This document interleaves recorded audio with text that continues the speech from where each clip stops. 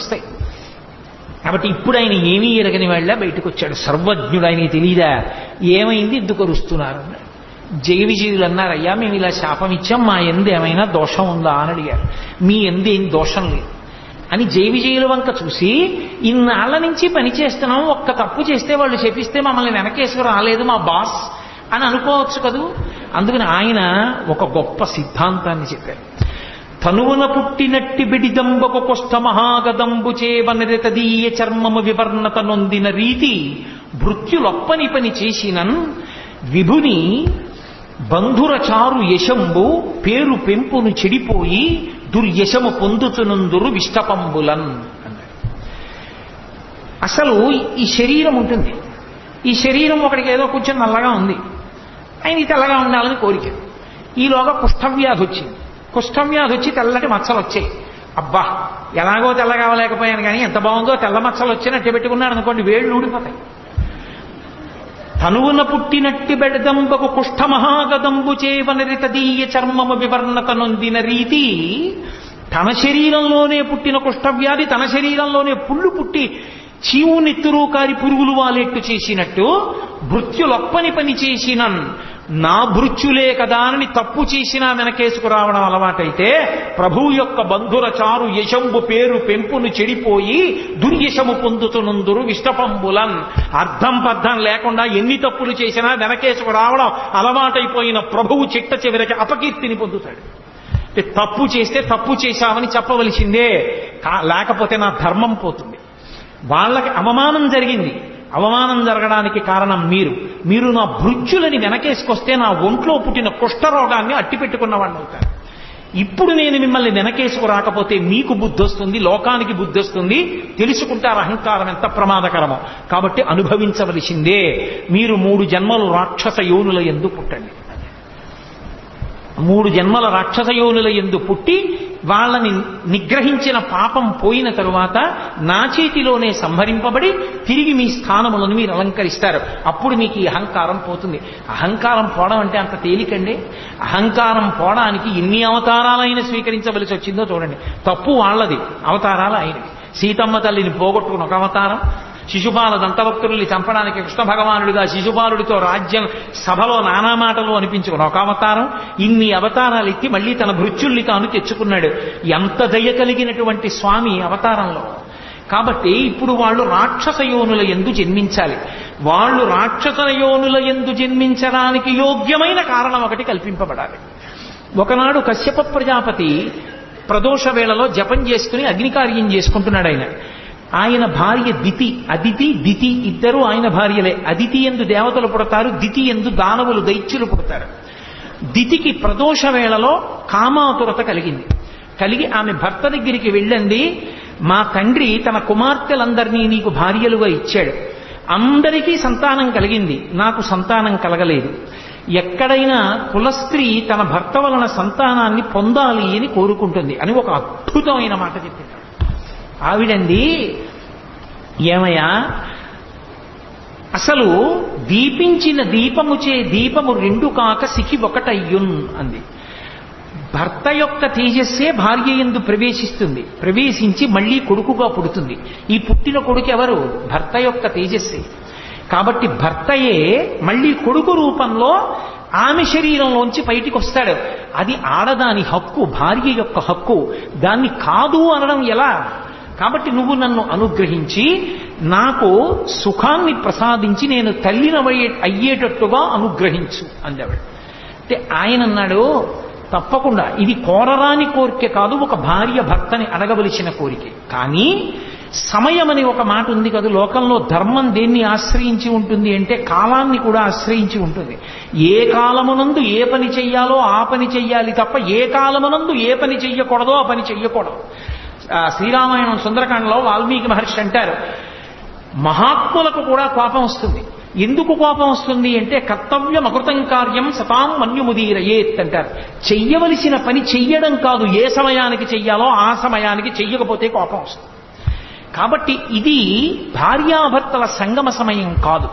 కాబట్టి నా మాట విను, తరుణి ఒక్క ముహూర్తముండు, ఇది సంధ్యాకాలము, ఈ కాలమందరయన్ భూతగణావృతుండగుచు కామారాతి లీలన్ వృషేశ్వర యానంబన సంచరించుటది అభావ్యంబయ్యే ఈ ఉగ్రవేళన్ రమయింపన్ నిషిద్ధ కర్మంబగు ఎలా ధర్మమున్ వీడగన్. ఓ దితి నా మాట విను, ఇది ప్రదోష వేళ, ఉగ్రవేళ. అంటే లోకాన్ని బాధ పెట్టేటటువంటి ప్రాణులు, విషం కలిగిన ప్రాణులు సూర్యాస్తమయం తర్వాత నిద్రలేచి అన్నం తినాలి అని ఈశ్వర శాసనం. సత్వగుణం కలిగినటువంటి వాళ్ళందరూ సూర్యోదయాత్ పూర్వం లేచి సూర్యాస్తమయం వరకు లేచి ఉండాలి అని ఈశ్వర శాసనం. ఉగ్రవేళ అంటే ఉగ్రభూతములన్నీ లేస్తాయి, పాములు, తేళ్లు, జెర్రీలు ఇవన్నీ అన్నం తినడానికి బయటకు వచ్చే సమయం అది. దానితో పాటుగా ఉగ్రభూతాలు కూడా లేస్తాయి. కాబట్టి ఈ ఉగ్రవేళలో కామారాతి లీలన్ భూతగణావృతుండగుచు వృషీశ్వరయానంబన సంచరించుటది అభావ్యంబయ్యే. వృషభవాహనారూఢుడై పరమశివుడు, ఆయన కాముణ్ణి కాల్చినవాడు, ఆయన భూమండలం మీద తిరుగుతాడు అసలు సంధ్య వేళలో. ఆయన నీకు వరసకి మరిదవుతాడు, ఆయనకి స్వపరభేదములు లేవు.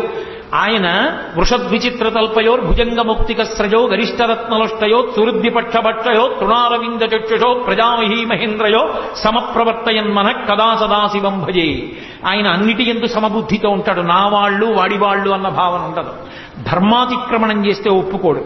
కాబట్టి ఈ సమయమునందు భార్యా సంగమం చేస్తే లోకకంటకులైన బిడ్డలు కలుగుతారు.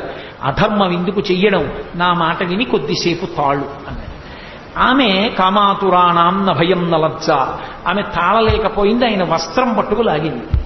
ఆయన వెంటనే వెళ్ళాడు, ఆమె కోరుకున్న సుఖాన్ని ఆమెకి కటాక్షించి వచ్చి ఆచమనం చేసి ప్రణవాన్ని జపం చేయడం ప్రారంభం చేశాడు. కొంతకాలం అయిన తర్వాత ఆమె గర్భం ధరించి వచ్చి అడిగింది, నేను గర్భం ధరించాను నీ తేజస్సు వల్ల అని.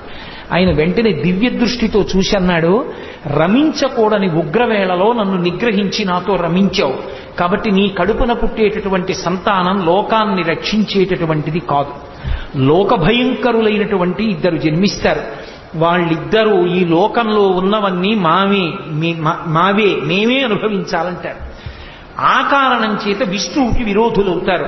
శ్రీ మహావిష్ణువు యొక్క చేతి సుదర్శన చక్రధారల చేత తరగబడి వాళ్ళ శిరస్సులు కింద పడిపోతాయి, వాళ్ళు కీర్తి వహించరు అని చెప్పాడు. ఆమె చాలా రోధించింది. ఆఖరికి ఆమెకి ఇద్దరు కుమారులు కలిగారు. ముందు పుట్టినటువంటి వాడికి హిరణ్యాక్షుడు అని పేరు పెట్టారు, వెనక పుట్టినటువంటి వాడికి హిరణ్యకశిపుడు అని పేరు పెట్టారు. ఇద్దరు కవల పిల్లలు. కవల పిల్లలు పుట్టినప్పుడు మనకి శాస్త్రంలో ఏమిటంటే, ముందు ఎవరు పుడతాడో వాళ్ళు చిన్నవాళ్ళు, వెనక ఎవరు పుడతారో వాళ్ళు పెద్దవాళ్ళు. ముందు ఆడపిల్ల పుట్టి వెనక మగపిల్లాడు పుడితే అన్నా చెల్లెళ్ళు అవుతారు తప్ప అక్కా తమ్ముళ్ళు అనకూడదు. ముందు పుట్టిన వాళ్ళు చిన్నవాళ్ళు, వెనక పుట్టిన వాళ్ళు పెద్దవాళ్ళు. కాబట్టి ముందు పుట్టినటువంటి వాడు ముందు పుట్టినటువంటి వాడు హిరణ్యాక్షుడు, వెనక పుట్టినవాడు హిరణ్యకశిపుడు. అందుకని హిరణ్యకశిపుడు పెద్దవాడయ్యాడు, హిరణ్యాక్షుడు చిన్నవాడయ్యాడు. చిన్నవాడైన హిరణ్యాక్షుడంటే హిరణ్యకశిపుడికి అమితమైన ప్రేమ తన తమ్ముడిని. ఈ హిరణ్యాక్షుడికి లక్షణం ఉంది. హిరణ్యాక్షుడు అంటే పేరులో తెలియట్లేదండి. అందుకే పేరు పెట్టుకునేటప్పుడు పెద్దవాళ్ళకు అప్పజెప్పి పెట్టాలి తప్ప స్వతంత్రించి పెట్టకూడదు. పనికిమాలిన పేర్లు పెడితే వాడు కూడా అటువంటి భావాలు కలిగినటువంటి వాడి అయి ఆ పేరు పెట్టి పిలవగా అలాగే తయారవుతాడు. ఏదో పేరు బాగుందని పెట్టేయకూడదు. హిరణ్యాక్షుడు అంటే హిరణ్యము అంటే బంగారం, బంగారము అంటే లోభమునకు ప్రతీక.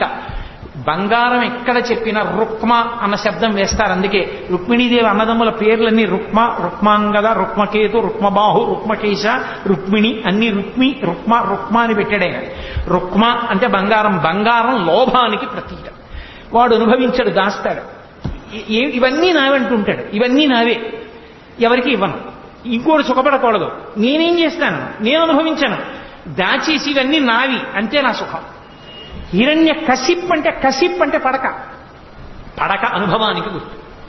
పక్క ఎక్కడున్నా భోగానికి గుర్తు మంచం.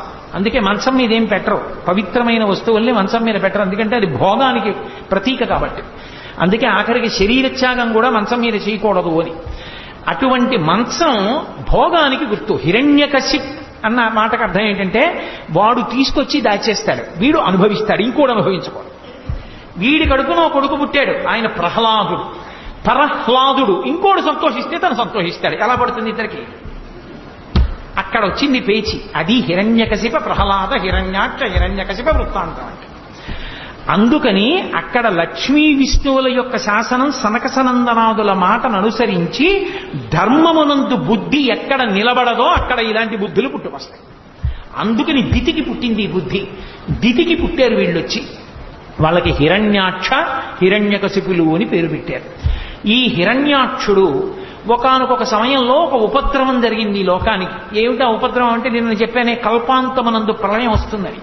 ఆ కల్పాంత ప్రళయమునందు సముద్ర జలాలన్నీ వచ్చి భూమి మీద పడిపోతే ఈ భూమి అంతా కూడా ఆ నీటిలో అడుగుకు వెళ్ళిపోయి పాతాళలోకం దగ్గరికి చేరిపోతే భూమి లేదు.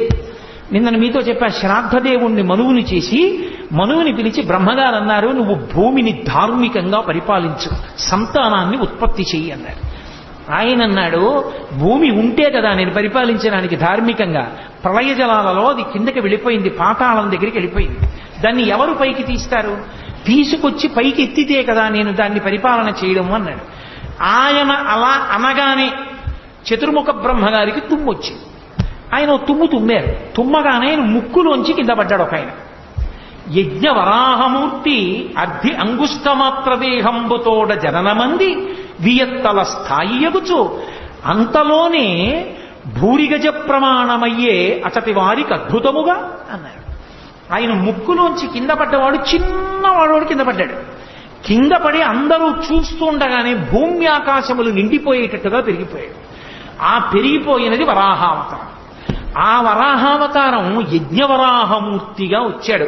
యజ్ఞవరాహము అన్న మాటకు అర్థం ఏమిటంటే, యజ్ఞమునందు వాడేటటువంటి పదార్థములు ఏ ఉంటాయో, సృక్కు, స్రవము, ఆజ్యపాత్ర, ఇలాంటివన్నీ కూడా ఆయన శరీరమునందు భాగములుగా మారిపోయి, అంటే పరమమంగళ స్వరూపాన్ని పొంది ఇప్పుడు సముద్రం లోపల భూమి ఉండిపోయింది.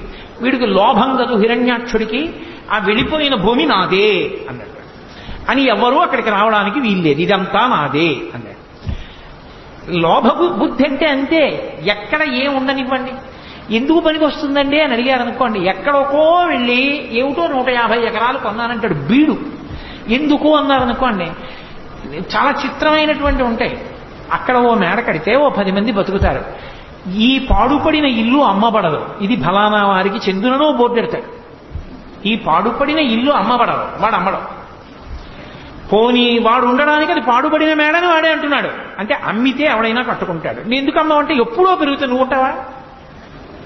ఇప్పుడు అమ్మితే పోనీ 10 మంది మేడ ఉంటుందిగా, నీ తర్వాత వాళ్ళకి పోనీ డబ్బు పెరుగుతుందిగా, ఇవ్వవయా అంటే ఇవ్వడు సరిగా బోర్డు పెడతాడు, అమ్మబడదు. లోభం అన్న మాటకు అర్థం అది. నువ్వు తింటావా? లక్షాధికారైన లవణమన్నమే కాని మెరుగు బంగారంబు మింగబోడు, పొందుగా మెరుగైన భూమి లోపల పెట్టి దాన ధర్మము లేక దాచి దాచి తొదకు దొంగల కిత్తురో దొరలకవునో, తేనె చుంటీగలియవా తెరువనులకు భూషణ వికాస శ్రీధర్మ పురనివాస దుష్ట సంహార నరసింహ దురిత దూర. ఏం చేస్తాడంటే అదో అమగుణం, లోభం దాస్తూ ఉంటాడు. అది హిరణ్యాక్షుని యొక్క లక్షణం. అందుకని ఈ భూమి నాదని వాడు సముద్రంలో తిరుగుతున్నాడు. ఎవరైనా వస్తారేమో పట్టుకుపోతారేమో. ఏమో అంత భూమి ఏం చేసుకుంటావురా నువ్వంటే కావాలి. ఇప్పటికీ లేరేమిటి, ఎంతమంది లేరు, వేల ఎకరాలు నావే అని దాచుకుని తిరుగుతున్న వాళ్ళు లేరు. కాబట్టి లోభబుద్ధి అది హిరణ్యాక్షుని యొక్క అంశ అది. కాబట్టి ఇప్పుడు శ్రీ మహావిష్ణువు యజ్ఞవరాహావతారాన్ని పొందారు. అది ఎంత పెద్ద వరాహం అంటే భూమి ఆకాశములు నిండిపోయి పెద్ద పెద్ద రోమాలతోటి అది సముద్రంలోకి దిగింది. సముద్రంలోకి దిగితే ఓ చమత్కారం జరిగింది. దిగి భూమి ఎక్కడ ఉంది అని ఆయన ముట్టి పెట్టి వెతుకుతున్నాడు, ఇలాగా పైకెత్తుదామని. ఈ ముట్టి పెట్టి వెతుకుతూ ఉంటే ఆ సముద్రంలో ఉన్న నీళ్లన్నీ రోమకూపాల్లోకి వెళ్ళిపోయాయి. రోమకూపాలంటే వెంట్రుకల దగ్గర ఉన్న కన్నాల్లోకి వెళ్ళిపోయింది నీరు. వెళ్ళిపోయి సముద్రంలో నీళ్లన్నీ తగ్గిపోయాయి. ఆయన ఒక్కసారి వెతికి మళ్ళీ ఇలా పైకి లేచి ఇలా అన్నాడు, చెవుల్లోకి నీళ్లు వెళ్ళాయని. ఆ జూలు నుంచి నీళ్లు పైకి లేచి ఇలా చల్లుకున్నాయి. ఏదో అభిషేకం చేసిన జలాలు పాత్ర పట్టుకుని మామిడి మండ వేసి చల్లుతుంటే మనందరం ఇలా తలలు పెట్టినట్టు బ్రహ్మాది దేవతలు శ్రీ మహావిష్ణువు యొక్క అవతారం ఇది, ఆయన ఒంటికి తగిలిన నీళ్లు మీద పడుతున్నాయని అందరూ వెళ్లి తలను వంచి నమస్కారం చేసి ఆ నీళ్లన్నీ వాళ్ళ మీద పడేటట్టుగా నిల్చున్నారు. ఎక్కడ పడితే అక్కడ ఎలా పడితే అలా స్నానం చేయకూడదు. నది దగ్గరికి వెడితే సంకల్పం చెప్పి స్నానం చేయాలి. సముద్ర స్నానానికి వెళ్ళారనుకోండి, మీరు వెళ్ళి సముద్ర స్నానం చేసేసానండి అంటే ఖాతాలో పాపం వేసి పంపిస్తారు. సముద్ర స్నానం చేస్తే మహాసంకల్పం చెప్పాలి. పెళ్లిలో చెప్తారే మహాసంకల్పం, అది చెబితే తప్ప సముద్ర స్నానం చేయకూడదు. ఇప్పటికీ రామేశ్వరం వెళ్ళినా రామేశ్వరంలో సముద్ర స్నానం చేసే ముందు మహాసంకల్పం చెప్పి చెయ్యాలి. నన్ను పొద్దున్న ఆయన అడిగితే చెప్పాను, మహాసంకల్పం చెప్పి చెయ్యండి సుమా రామేశ్వరం వెడితే. మహాసంకల్పం చెప్పని సముద్ర స్నానం చేయకూడదు. నది దగ్గరికి వెడితే సంకల్పం చెప్పి స్నానం చేయాలి. కాబట్టి ఒక్కొక్క చోట ఒక్కొక్క ధర్మం. ఆయన సముద్రంలో దిగి పైకి లేచి ఇలా ఊపితే ఆయన వెంట్రుకల మించి పడ్డ నీళ్లు మీద పడితే చాలని 33 కోట్ల మంది దేవతలు ఇలా నించున్నారు. లీలాశుకుడు అన్నాడు కృష్ణకర్ణామృతంలో, యద్రోమరంధ్ర పరిపూర్తి విధావదక్షౌ ఆరాహ జన్మని బభూవ రమీ సముద్రాః తం నామనాథమరవింద దళం యశోదా పాణిద్వయంతర జలై స్నపయాం బభూవా అన్నాడు. ఓ శ్రీ మహావిష్ణువా, మీరు యజ్ఞవరాహమూర్తిగా అవతారమెత్తి సముద్రంలోకి దిగితే సముద్రంలో ఉన్న నీళ్లన్నీ మీ రోమకూపాల్లోకి వెళ్ళిపోయాయి. అసలు స్నానానికి సరిపోలేదు, బట్టా తడవలేదు, ఒళ్ళు తడవలేదు. అదే మీరు శ్రీకృష్ణ పరమాత్మగా వస్తే నా మోచెయ్యంతుండి ఆ గోపకాంత తొడల మీద పడుకోబెట్టుకుని ఆ యశోదాదేవి ఇలా దోషిటితో నీళ్లు తీసి మీ ఒంటి మీద పోస్తే పాణిద్వయాంతర జలై స్నపయాం బభూవ. ఆ గోపకాంత అయిన యశోదాదేవి దోషిట్లో నీళ్లు మీ ఒంటి మీద పోసుకోవడానికి సరిపోయాయి. ఎంత విచిత్రమయ్యా! ఒక అవతారంలో సముద్ర జలాలు సరిపోలేదు, ఒక అవతారంలో ఒక గోపకాంత దోషిట్లో నీళ్లు సరిపోయాయి. మహానుభావ, ఏదైనా నీకే చెల్లింది. అలా సముద్ర జలాలన్నీ ఆయన శరీరంలోకి వెళ్ళిపోయాయి. వెంటనే ఆయన ముట్టితో తడిమి పాతాళంతో కలిసిపోయి ఉన్నటువంటి భూమిని పైకెత్తి తన దంస్ట్ర మీద నిలబెట్టాడు. కోర మీద నిలబెట్టి పైకెత్తి భూమిని తీసుకొస్తున్నాడు సముద్ర జలాల నుంచి. అదొక అద్భుతమైన స్వరూపం. భవిష్యోత్తర పురాణంలో ఇప్పటికీ ఒక మాట ఉంది. వ్యాసుల వారు ఒక మాట చెప్పారు. అలా దంస్ట్ర మీద భూమిని నిలబెట్టినటువంటి మూర్తిని కానీ, వెంకటాచలంలో ఉన్న మూర్తి అపురూపమూర్తి, ఏదో భార్యాభర్తలు గుసగుసలాడుకుంటున్నట్టుంటుంది. స్వామివారు ఇలా ఉంటే లక్ష్మీదేవి ఇలా ఉంటుంది వక్షస్థలం మీద అడ్డంగా. ఆమె చెవు ఇలా ఉందేమో, ఆమె చెవి అయ్యవారి నోటి దగ్గరికి వస్తుంది. అయ్యవారు అమ్మవారితో ఏదో మాట్లాడుతున్నట్టు ఆవిడ గుండెల మీద చెవి పెట్టి వింటున్నట్టు ఉంటుంది. అపురూపమైన మూర్తి ఆదివరాహమూర్తి. ఆదివరాహమూర్తి మీద ఒక ప్రత్యేకమైన స్తోత్రం ఉంది. ఆ స్తోత్రాన్ని నియమబద్ధంగా చదివినటువంటి వాళ్ళకి లభించనటువంటి కోరిక ఉండదు, అంత శక్తివంతం. అందుకే శంకరాచార్యుల వారంతటి వారు సౌందర్యలహరి చేస్తూ అమ్మవారి మీద శ్లోకం చెప్తూ పరమ విష్ణు భక్తుడు శంకర భగవత్పాదుడు. అందుకే అమ్మవారి పాదం సంసారం అనేటటువంటి సముద్రంలో మునిగిపోయిన వాణ్ణి పైకెత్తడంలో ఎటువంటిది అంటే, సముద్రంలో మునిగిపోయినటువంటి భూమిని పైకెత్తినటువంటి ఆదివరాహమూర్తి యొక్క కోర వంటిది అని అవిద్యానామంతస్తిమిరమిహిరోద్దీపనగరీ జడానాం చైతన్య స్తబక మకరంద శృతిఝరి దరిద్రాణాం చింతామణిగుణనికా జన్మ జలధౌ నిమగ్నానాం దంస్ట్రా మురరిపు వరాహస్య భవతి అన్నారు. దంస్ట్రా మురరిపు వరాహస్య భవతి. తన కోర మీద భూగోళాన్ని నించోపెట్టి సముద్ర జలాల్లోంచి అడుగులు పైకి వేస్తూ వస్తున్నాడు. వీడు చూశాడు హిరణ్యాక్షుడు. నాది నాదని కదు భావన, నువ్వెవడు వెతుకుపోతున్నావు నాది అన్నాడు. ఆయన ఏం మాట్లాడలేదు, భూమిని పైకి తీసుకొస్తున్నారు. భూకాంత ఆయన్ని గట్టిగా కౌగిలించుకుంది. ఈయన గదలతోటి త్రిశూలంతో ప్రహారం చేశాడు. ఇద్దరి మధ్య ఘోరమైన యుద్ధం జరుగుతోంది. ఎలా? దంస్ట్ర మీద భూదేవిని నిలబెట్టి, ఎవరి కోసం? సృష్టిలో మనుష్యులకు ఆధారం ఉండదు జీవరాశికి. జీవరాశికి ఆధారం లేకపోతే ఏమవుతుంది? ఆధారం లేకపోతే మన పాపపుణ్యాలు పోగొట్టుకునే అవకాశం ఆగిపోతుంది. పుడుతున్నాం అనుకోండి, మనం చేసుకున్న పాపం పోగొట్టుకుని పుణ్యాన్ని కొత్తగా చేసుకోవచ్చు. లేదా అసలు పుణ్యము లేదు పాపము లేదు, రెండు సున్నా అయిపోయి అనుకోండి, ఇక పుట్టడానికి అవసరం లేదు. పాపం పుణ్యం లేనప్పుడు ఇక పుట్టడానికి శరీరం ఎందుకు? ఏం అనుభవించడానికి పుట్టాలి? ఇక పుట్టడం. అలా చేసుకోవాలంటే శరీరం ఉంటేనే సాధ్యం అవుతుంది. అందుకే ఈశ్వరుడు పుట్టుక ఇవ్వడం దయ. అటువంటి మహానుభావుడు ఈ జీవరాశి అంతా నిలబడడానికి భూమిని ఉంచాలని దెబ్బలు తింటూ భూదేవిని పైకి తీసుకొచ్చాడు. అది ఆయన కారుణ్యం. అందుకే ఆదివరాహమూర్తి యొక్క స్వరూపం లాంటి దయ కలిగిన స్వరూపం ఇక ప్రపంచంలో ఉండదు.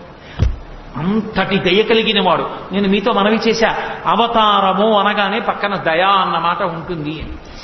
కాబట్టి ఇప్పుడు ఆ హిరణ్యాక్షుడు ప్రదోష వేళ అయింది, యుద్ధం చేస్తున్నాడు.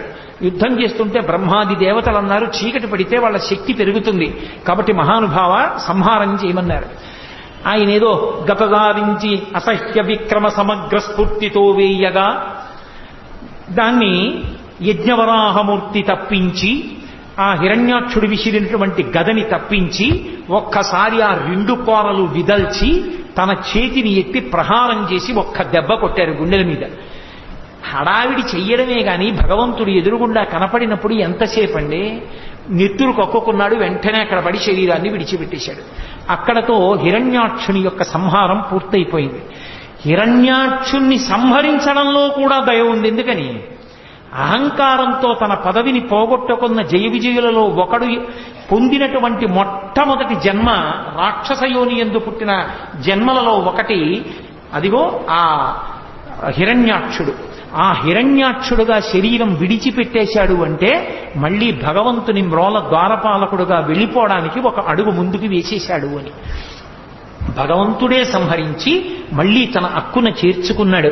అందుకే సంహార ప్రక్రియ యందు కూడా దయయే ఉంటుంది భగవంతునిలో. అలా హిరణ్యాక్ష సంహారం చేసినటువంటి పరమోత్కృష్టమైనటువంటి అవతారములలో ఒకటి యజ్ఞవరాహావతారం. యజ్ఞవరాహావతారాన్ని స్మరిస్తే చాలు రక్షణ కలుగుతుంది.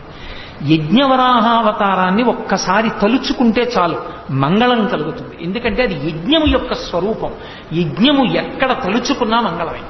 అందుకే యజ్ఞ సాధనములతో కూడుకున్నటువంటి అమరికతో ఉన్న యజ్ఞవరాహావతారము యొక్క స్మరణ మంగళములకు దారితీస్తుంది.